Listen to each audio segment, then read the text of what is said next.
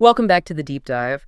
Today we're undertaking a pretty fundamental intellectual expedition. We're doing a deep dive into the very bedrock of human morality. It's a huge topic. It is. And the question, it sounds simple, but the answers are just. They're staggeringly complex. Are moral truths, things like justice or goodness, are they objective, eternal, universal, existing outside of human experience? Or are they entirely elastic? Yeah. Something dependent on culture, on history, on our own interpretations. Exactly. Yeah, this is really the definitive ethical battleground. And our sources today, they're going to take us from, the debates in ancient Athens, where they were grappling with the source of reality itself, right up through the really rigorous logical systems of the Enlightenment and the critiques of modern justice. So what's the mission here? Are we trying to solve morality in one go? No, not quite. I think our mission is really to navigate this landscape, not by, trying to impose one single moral truth, but by really rigorously understanding the logical machinery that's underneath these competing worldviews. Okay, so we're looking at the arguments themselves. Exactly, from the transcendent forms of Plato to the strict rationality of Kant, and then the utilitarian calculus of Mill. We're looking at the how and why of their thinking. That is a huge logical undertaking. So, okay, let's begin by establishing that fundamental conflict. Let's start with the sheer difficulty of defining objective moral truth when you look at all the diversity in human cultures. Right. And any conversation about morality, it really has to begin with metaphysics. I mean, where does the source of moral value even reside? Because if we can't agree on the source, then we can't agree on the application. It all falls apart. And this gives us our two starting points. On one side, we have what's called moral universalism or objectivism, right, which holds that right and wrong are fixed. They're independent of what we think or what we invent. So if theft is wrong, it's just eternally wrong, even if an entire society decides it's okay. The truth exists irrespective of our opinion. It's out there. Exactly. And then on the other side, you have moral relativism. This view asserts that right and wrong are, at their core, social constructs. They're defined by culture, by history, by politics. And they're not derived from some external, unchanging truth. Precisely.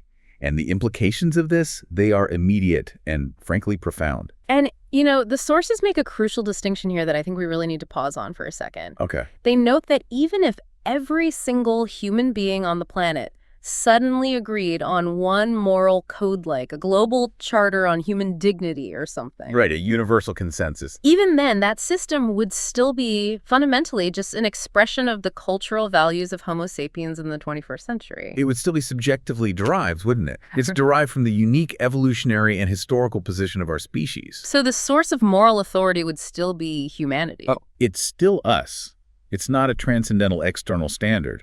And that distinction, that's the engine driving the entire relativist challenge. If the truth is contingent on the mind or the culture, then it isn't universal in the objective sense that the universalists are looking for. And while this whole debate feels so modern, so post-truth, the core observation about the diversity of moral practices, it goes way, way back. Specifically, we see it through the eyes of Herodotus. Herodotus, yeah, the Greek historian. He's really our foundational witness to moral diversity. His famous account, which is often cited as the origin of cultural relativism, it all deals with customs surrounding the dead. And this is the story with Darius, the king of Persia. That's the one. He gathers two groups to make a pretty uncomfortable comparison. He brought in the Greeks and the Kalashari Indians. What was the setup? So Darius first asks the Greeks whose custom was to cremate their dead, what amount of money it would take for them to consume the bodies of their deceased fathers. And their reaction? They were utterly horrified.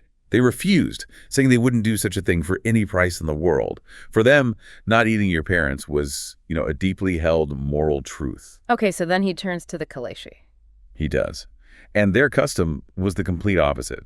They consumed the bodies of their dead fathers. It was a practice known as ritual anthropophagy. Which was seen as a sign of respect, right, to prevent the body from being desecrated by the earth. Exactly. So Darius asks them if they would ever, under any circumstances, consider burning their fathers' bodies, like the Greeks did. And I'm guessing they were just as horrified. Absolutely. Total horror and outrage at the mere thought of desecrating their ancestors through cremation. The moral positions were perfectly inverse. And Herodotus's conclusion from all this, the key relativistic takeaway, was succinct and powerful. He just said, one can see by this what custom can do. The morality of the act, eating the body or burning it, is entirely determined by the custom of this society. And this observation was quickly picked up by the sophists in Athens. Oh, yes. They are very strongly associated with this kind of relativistic thought, especially figures like Protagoras, who famously asserted that man is the measure of all things. If humanity is the ultimate arbiter, there's no external yardstick, no divine standard, no nothing. Exactly. But we should be careful to distinguish between this kind of full-blown relativism and just, skepticism. What's the difference there?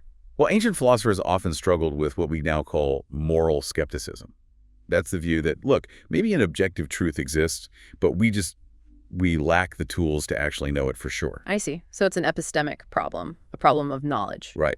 But full-blown relativism is a much stronger claim. It's the claim that moral truth is defined by the culture or the individual.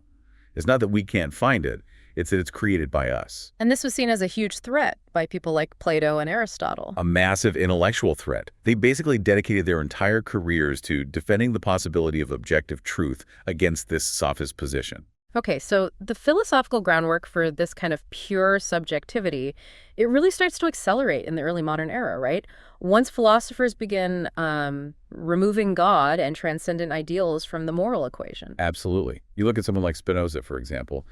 He just dismantles the whole idea of intrinsic value. He claims that good and evil, they aren't positive values that exist inside objects. So what are they? He says they are merely modes of thinking or, notions we generate by comparing things to one another. So when I say that apple is good, I'm not describing an objective property of the apple. No. I'm describing my own internal cognitive state in relation to the apple. Precisely. He draws this great analogy to health. To call something healthy or unhealthy is to judge its value based on what's beneficial or detrimental to me or to the organism being observed. The judgment is always relative to a frame of reference. Then a bit later, we get Thomas Hobbes, who shifts the whole goal of morality to, what, utility and self-preservation? Yeah, Hobbes, especially in Leviathan, argues that moral principles are not divine edicts. They're not rational truths. They are just a rational agreement. An agreement devised by people who are living in fear of the state of nature. Right. The function of morality is purely practical. It's to secure mutual advantage and just make social living possible, to escape the war of all against all. That is a pretty devastating move against universalism, isn't it? It is. Because if morality is just a rational device, its worth is entirely conditional on how well it works. If society collapses, the moral principles just lose their authority. It reduces them to instrumental rules judged by how effective they are, and that just throws the door wide open for a kind of functional relativism where the right action is whatever serves the societal goal of peace and stability. And this philosophical trajectory from Spinoza's subjective view to Hobbes's utilitarian construction, it finds its existential climax with Nietzsche in the 19th century. Nietzsche just. He crystallizes the whole modern relativistic dilemma with his famous declaration, God is dead. Meaning the loss of any objective, external, divine justification for morality. Right. If there is no God, there are no divinely sanctioned moral laws. It's that simple. And his concept of perspectivism builds directly on this. He argued that there are no moral phenomena, only moral interpretations of phenomena. Which means actions themselves are morally inert. They're just events. It's the viewpoint, the interpretation, the perspective that's imposed by a culture or a powerful individual that labels the action as moral or immoral. And this whole intellectual tradition suggests that everything we call objective morality is really just a socially constructed narrative. It's a story we tell ourselves. And when you trace that line of thinking to its contemporary endpoint, you run straight into what people call the post-truth consequence. The connection is logical and, frankly, a little terrifying. If philosophical relativism argues that all truth is contingent and constructed, well, then morality suffers the exact same fate. So when we get to an era of post-truth politics where debate is all about appeals to emotion and identity, and actively ignores factual rebuttals. it's because the underlying framework of objective truth has been rejected. Right. If the facts are relative, then the moral implications of those facts have to be relative too. If my truth is different from your truth, then my right is different from your right. And there's no neutral ground for us to meet on. And the social theorist Stephen Lukes, he really emphasized the danger here. He did. He said the rejection of absolute truth leads directly to the elimination of absolute morality. And it culminates in, and this is his phrase, a new explicitness about inventing and actually lying without embarrassment. Wow. Because if I can convince myself that my narrative is just as true as a fact-based one, then my actions, even deceptive ones, become morally justifiable, at least within my own framework. That erosion of a shared moral reality, that's the ultimate price of uncontrolled relativism. That's the danger. Okay, so the stakes are set. If relativism threatens to just dissolve shared values, the Universalist has to fight back. They need to provide a rigorous, objective foundation for morality that exists outside of human opinion. And this is where we get into some deep metaphysics. The question becomes, where do these objective universals, justice, piety, even something like redness, where do they actually reside? And we have to start, as philosophy always must, with Plato. We do. His solution is the ultimate expression of objective moral reality, Plato's theory of forms. This is a metaphysical commitment to what's called transcendent realism. Transcendent, meaning separate, existing beyond our empirical experience. Exactly. For Plato, universals are not concepts in the mind, and they're not properties of matter. They exist as special objects, the forms in a world of forms. And these forms are eternal, changeless, immaterial. Perfect. They are the perfect ideals of justice, beauty, and piety. I can see the relevance right away. If justice exists as a perfect eternal form, then our imperfect, culturally biased definition of justice is just. It's a shadow of the real thing. Right. Our moral duty, then, is to strive for that ideal. The forms serve as the paradigma, the absolute model, against which we can judge actions. That's why Socrates is always seeking the idea itself, not just, examples of good behavior. But how do we access this truth, this perfect world? Well, that's the tricky part. Plato, famously in the Phaedrus, suggested that the soul remembers the forms from its existence before birth, or that through rigorous philosophical debate, we can kind of intuit them. But this very separation, this transcendence, it creates a massive logical hurdle that even Plato himself had to acknowledge. You're talking about the paradox of participation. Exactly. This is the central obscurity in Plato's whole system. He brings it up in his late dialogue, the Parmenides. If the world of forms is entirely separate from our world of experience, how exactly do the empirical objects we see, a just action, the beautiful painting, how do they participate in or derive their character from these perfect eternal forms? Right. If the form of justice is this one whole complete thing, how can little pieces of it show up in all these different individual actions without fragmenting the form itself? It's the ultimate problem of connection. If the forms are too real and too separate, they become almost useless to us, epistemologically speaking, because we can't reliably connect that abstract reality to our own perception. Which leads to modern attempts to solve these problems through logic, right? Especially in mathematics. Yes, exactly. This attempt is called Mathematical Platonist Universalism, or MPU. Many Platonists see math as the clearest example of an objective, transcendent reality. We don't invent pi. We discover it. So MPU is an attempt to rationalize how we find mathematics. It is. MPU suggests that for any consistent set of mathematical axioms, say, the ones that define geometry, there's a pre-existing plurality of Platonic objects that satisfy them. We discover the rules, and the objects that fit those rules already exist in the Platonic realm. That seems like a pretty powerful defense of Platonism. But the sources point out that this logical difficulty, it just resurfaces immediately thanks to the work of Kurt Gödel. It absolutely resurfaces, because MPU relies on the concept of consistency. Consistency just means that from a given set of axioms, you can't logically derive both a statement and its opposite. But how do we prove consistency? That's the problem. Gödel's incompleteness theorems show us that for any sufficiently complex system, like arithmetic, you cannot prove its consistency from within the system itself. You always have to go outside of it. And he did this by showing that logical proofs can be represented as numbers. He did. So the MPU defense needs to be able to talk about the set of the numbers to define what consistency even is. But MPU already said there's no single privileged set of Platonic objects that we can call the numbers. There could be many different consistent systems. So the argument becomes circular. It does. If consistency itself relies on accessing objective facts about the numbers, but MPU admits there's no single set of the numbers to access, you're stuck. The original epistemological problem, how do we access objective truth? It just gets pushed one level higher. We're still left without a privileged standpoint. Right. Rigorous logic reveals that the location and accessibility of these transcendent moral facts remains highly obscure, even when you're using what seems to be the most stable model of reality we have, mathematics. Okay, so Plato's forms are too distant. His student, Aristotle, the ultimate empiricist, tried to solve this by bringing the forms down to earth. Right. Aristotle proposed what's called immanent realism.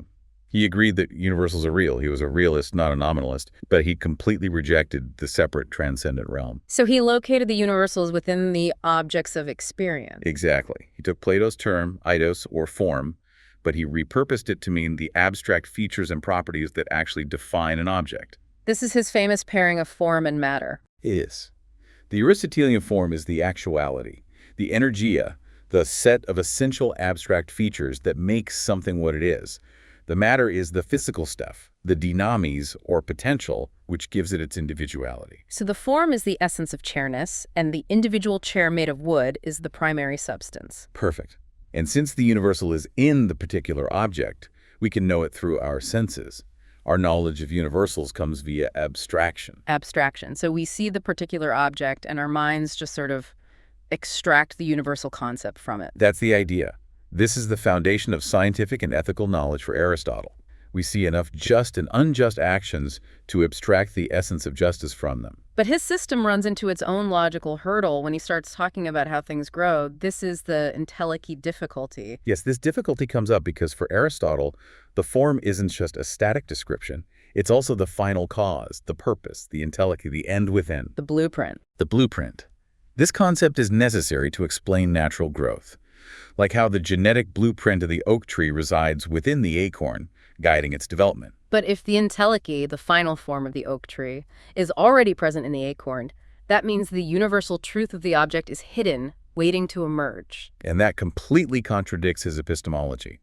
If the ultimate form, the oak, is present in the acorn, but we have to rely on empirical abstraction to gain knowledge, then we can't abstract the oak from the acorn unless we already know what an oak tree is. So he's forced to rely on a metaphysical category, the final cause, that contradicts his reliance on empirical knowledge. It creates a severe philosophical tension right at the heart of his immanent realism. It's clear that just figuring out where the universal is, whether it's transcendent or immanent, was a task that consumed philosophers for over 1,000 years. Oh, absolutely. The problem of universals was called the prima quaestio, the first problem, in medieval philosophy.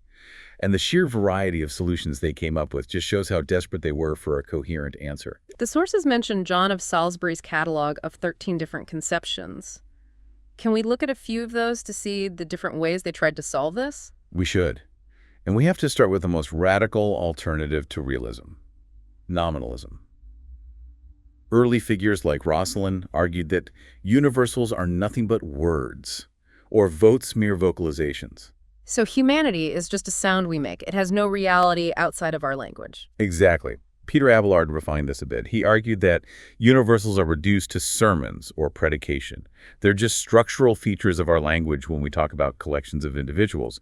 They're not real objects themselves. That is a stark contrast to Plato. The universal is purely conventional. What about those who tried to find a middle ground? That brings us to figures like Walter Mourtain with his very complex theory of the status. He believed universals were closely united with individuals, but their existence depended on their mode of existence, their status. So a concept like humanity has a different status depending on how you're considering it. Right. It has one status as a general concept and another when you're considering Plato as a specific instance of it. It suggests a kind of multifaceted ontological reality for abstract concepts. What about the idea that the universal is fundamentally a function of a collection of things? That was the position of Goslinus of Soissons. He held that the universal only exists when you gather individuals together in a collection. If there's only one man left on Earth, the concept of mankind effectively ceases to exist in a real sense.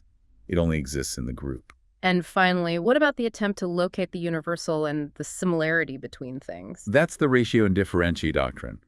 It tried to bridge the gap by saying one thing can be both individual and universal based on what's similar or consimile between them. What's similar between Socrates and Plato makes them universally man, while their unique characteristics make them particular. The whole history just demonstrates that even among those who agree there is an objective truth, the logical justification for where it is and how we find it is just maddeningly difficult. It's a hornet's nest of logical problems. Okay, so let's pivot entirely. If the universalists are stuck debating the location of objective reality in the heavens or in matter, the empiricists come along and say, stop looking out there, let's look inside. Let's look at how humans actually operate, how they feel, and how they calculate results. Right. This shift takes us away from metaphysics and into psychology and utility, and it has to begin with David Hume. Hume revolutionized ethical thought. He basically asserted that sentiment and moral sense, not cold reason, are the true foundations of morality. For Hume, reason is merely the slave of the passions. It can tell us how to get what we want, but not what to want. Exactly. And this is often framed as Hume's famous Aesop problem. Reason can describe what is, but it can never ever derive what ought to be done from those descriptive facts alone. You can observe all the facts about an action, like a murder. You can analyze it from every angle, but you will never find the viciousness or the moral wrongness residing in the facts themselves. That moral judgment, that feeling of disapproval, has to come from an internal, subjective response. So morality originates in a natural human preference for the useful over the pernicious. Yes. We don't rationally conclude that chaos is bad. We emotionally prefer the useful state of societal stability. And this is guided by what he called the sentiment of humanity. An innate mechanism that connects us emotionally to other people's welfare. It allows us to see ourselves as members in the party of humankind. So we approve of virtues, like generosity, because they are useful to society, and that usefulness promotes general happiness, and our sentiment aligns us with that happiness. The genius of Hume's shift is that he makes the moral distinction virtuous versus vicious fundamentally equivalent to the distinction between useful and pernicious in terms of their effect on happiness. It connects moral judgment directly to observable effects. We praise generosity not because of some abstract duty, but because we observe that it's useful, and we feel a sympathetic pleasure in that utility. And this psychological grounding is the essential precursor to utilitarianism, which was advanced and refined by John Stuart Mill. Mill takes Hume's idea of utility and just maximizes it. He creates a fully formed ethical framework based entirely on results. Right. This is consequentialism. Mill's first principle of utility is famously simple. Actions are right in proportion as they tend to promote happiness, wrong as they produce the reverse of happiness. So the rightness of an act is determined solely by its outcome for the greatest number of people. Yes. Motivation, intent, character, all that is secondary. It only matters insofar as it reliably leads to good consequences. And for Mill, happiness is defined pretty reductively as pleasure and the absence of pain, which immediately brings up that common criticism that utilitarianism is a doctrine worthy of swine. The philosophy for pigs, yeah. Mill was acutely aware of this criticism, and he spent a lot of time defending his definition of happiness. He did this by introducing the crucial concept of higher versus lower pleasures. He argued that human beings, once they develop their higher intellectual faculties, experience pleasures from things like knowledge or art or philosophy that are qualitatively superior to mere animal sensual pleasures. How does he prove this qualitative difference? I mean, that seems like a key weakness if it can't be logically justified. He appeals to the judgment of competent judges, those who have experienced both categories of pleasure. He claims that anyone who is competent, who has used both their higher and lower faculties, will always choose the former. They wouldn't consent to be fully satisfied in a lower state of existence? Never. And this brings us to the ultimate literary expression of that point, the Socrates test. It is better to be a human being dissatisfied than a pig satisfied. Better to be Socrates dissatisfied than a fool satisfied. The implication is that if the fool or the pig thinks otherwise, it's only because they only know one side of the question. The pain that comes with higher consciousness is preferable to the contented ignorance of a lower existence. I find that defensive quality fascinating. But let me push back a bit, as our sources demand. If pleasure is the ultimate good, what about virtue? Shouldn't we desire virtue for its own sake, not just for the pleasure it brings? That is the perennial challenge to Mill. Doesn't his framework just reduce moral action to a form of psychological egoism? Right. He accepts that virtue can be desired for its own sake, but only in a secondary sense. He maintains that the only thing desired ultimately for its own sake is happiness or pleasure. So how does he resolve that tension? He argues that for the genuinely virtuous person, the consciousness of being virtuous becomes incorporated as a part of their happiness. So the virtuous person desires the pleasure they get from knowing they're virtuous. Exactly. Through education and habit, a mental association is formed between virtue and pleasure. They become fused together. The person desires the virtue itself, but the root motive, the foundational motor, is still the desire for happiness. Which allows him to maintain that only happiness is intrinsically desirable while still accounting for seemingly selfless desires for virtue or money or power. Right.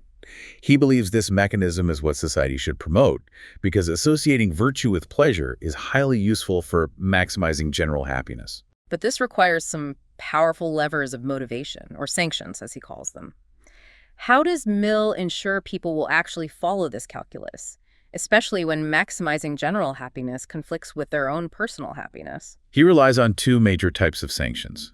First, the external sanctions. These are the obvious ones: rewards and punishments from society, the law, public opinion, even from God. And they're all based on the measurable harm or benefit of an action to the greatest number. Right. Yeah. But then there's the more subtle and arguably more powerful internal driver. The conscience. The internal sanctions, or conscience. Mill defines this as an inner sense of duty rooted in our natural human sympathy.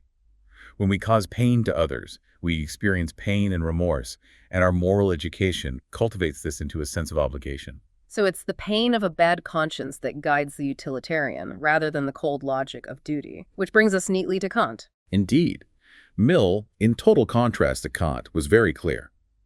Inclinations and desires are the foundational motivators of the good will. If we do something out of habit, but we no longer find pleasure in it, Mill argues that the habit itself must have originated in a desire for pleasure. Desire is the start, middle, and end of moral motivation for him. Okay, so if Mill operates in the realm of messy sentiment and empirical results, Kant operates in the realm of pure, unadulterated reason. This is the ultimate, rigorously logical offense of universalism, and it's grounded entirely in the human mind's capacity for duty. Kant's system of deontology is a radical break from all of that. He begins by establishing the one thing that can be called good without qualification: a good will. He asserts that nothing else in the world, not intelligence or courage or wealth, is intrinsically good. Because all of those traits can be used for evil ends. Only the will to do good, regardless of whether it succeeds or not, holds intrinsic, unqualified value. And how does he distinguish this goodwill from just, wishful thinking or a natural inclination to be nice? For Kant, the goodwill is the capacity to recognize a moral law, a duty, and to will to act in accordance with it, even if doing so goes directly against your own feelings or desires. This is the famous contrast. The selfish person who forces themselves to give to charity out of pure duty Demonstrates the goodwill more clearly than the generous philanthropist who gives just because it makes them happy. The test of the goodwill is whether the action can stand on the principle of duty alone, stripped of all inclination. The entire structure is built on this idea that rationality is sacred. Our capacity for conscious choice, for moral autonomy, for processing moral implications, that is the most special, unique feature of the universe, as far as we know. It's the ultimate anti-relativist grounding. My moral duty is derived from the very structure of my rational mind, not from my culture or my feelings. And if we don't exercise and protect that rational autonomy, Kant felt that existence would be fundamentally wasted. This brings us directly to his cornerstone principle, the categorical imperative. The CI. A universal command that dictates action regardless of the goal. Unlike the conditional, self-interested hypothetical imperative, if you want to stay out of jail, don't steal, the categorical imperative tells you how to act absolutely. It is the non-negotiable command of reason, and it overrides all self-interest. Let's focus on the first formulation, the humanity as an end formulation. This is probably the most practical and recognizable expression of Kantian ethics. It is. This formulation demands always treat persons, including yourself, as ends in themselves, never merely as a means to an end. To treat someone as an end is to acknowledge their intrinsic value, their autonomy, their dignity as a rational being. Here's where it gets really interesting. Because we use people as means all the time. The baker, the lawyer, the ticket agent. How do we make sure we don't violate the CI? The key word there is merely. It is perfectly acceptable to use someone as a means if you do so with the understanding that they are acting autonomously and rationally toward their own ends. The transaction is moral because you respect their capacity for self-determination. The violation occurs when you strip them of that autonomy. Exactly.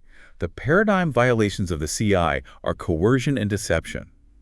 If I force you or lie to you, I prevent you from making a conscious choice based on true information.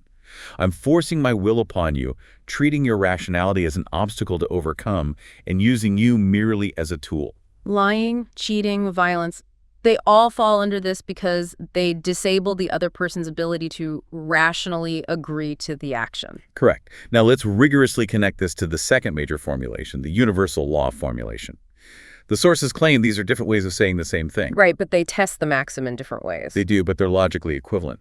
This second formulation is a crucial test of logical consistency. It states, act only on that maxim that you can consistently will to be a universal law. So you have to ask, if the principle of my action were adopted by everyone everywhere, would it undermine the very system that allows me to perform the action in the first place? Let's use the classic example of lying to repay a debt.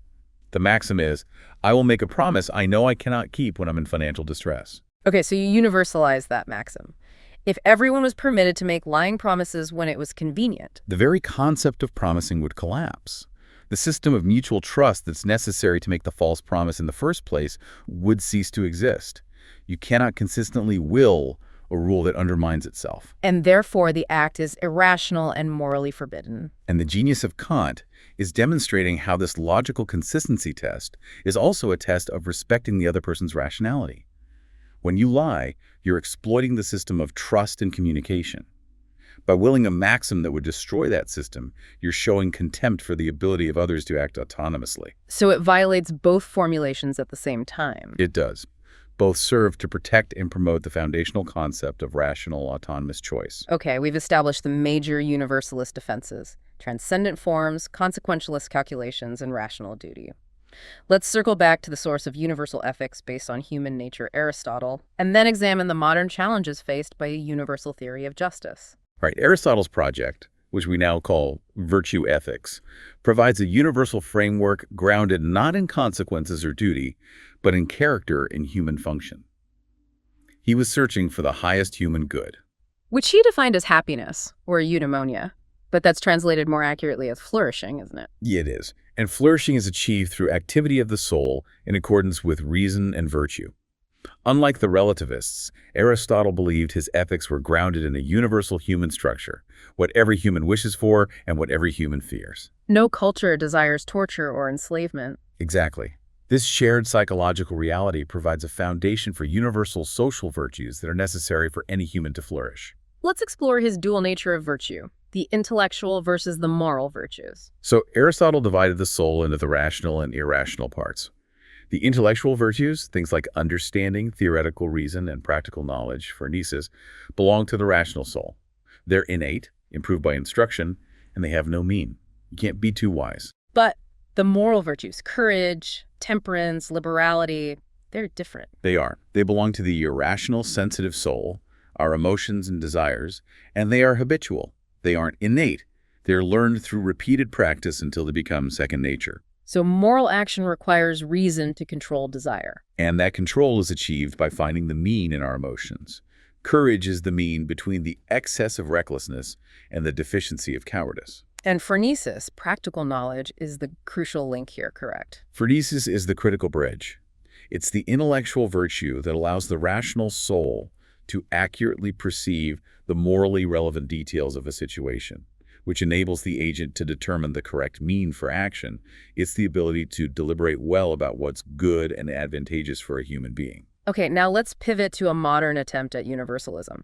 We have the immense influence of John Rawls, whose theory of justice tries to ground these rational Kantian principles in a framework for distributing resources. Rawls wanted to determine principles of justice that rational individuals would choose in a fair setting.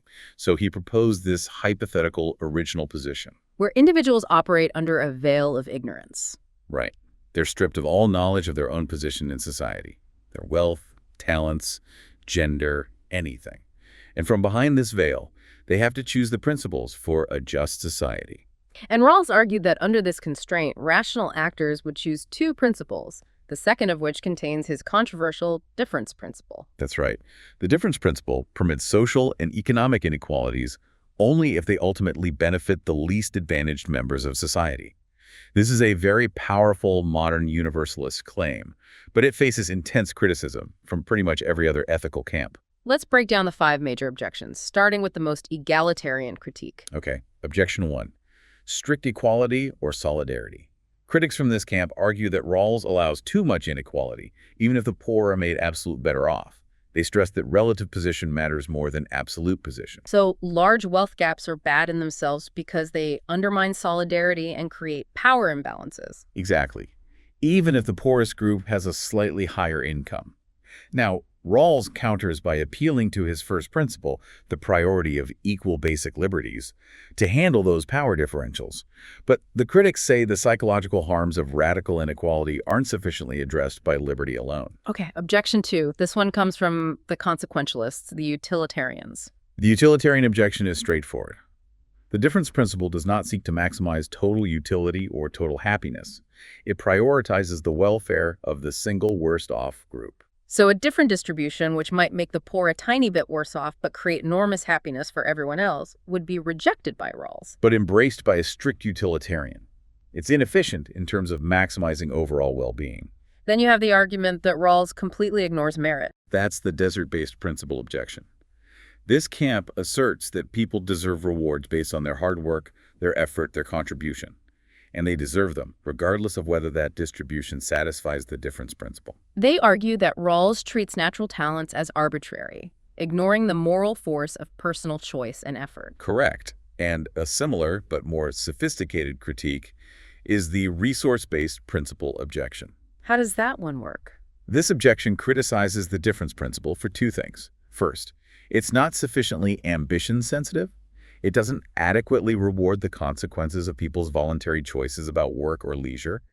And second, it's not sufficiently endowment sensitive. It doesn't compensate people enough for natural inequalities like poor health or handicaps that are just bad luck. So it fails to properly account for the difference between a bad choice and bad luck. That's the core of it. And finally, you just face the fundamental difficulty of applying such a rigorous universal system in the real world. The practical critique. The practical and meta-ethical critique.